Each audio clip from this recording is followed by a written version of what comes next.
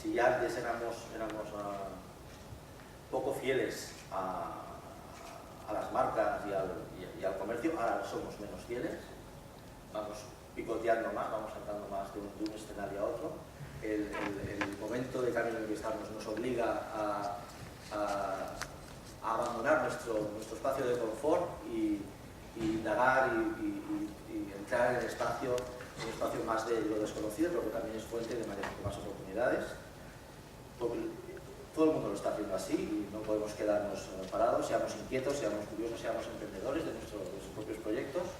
Si alguien está pensando que esto tenía vuelta atrás, que se olvide, no tiene vuelta atrás esto que estamos diciendo.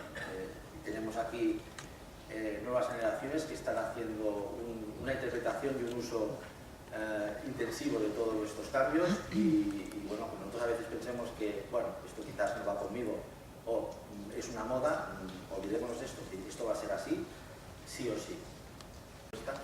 ¿Cuántos de los que estáis aquí trabajáis en retail o tenéis empresas de retail? Por favor, voy a levantar la mano. Fabuloso.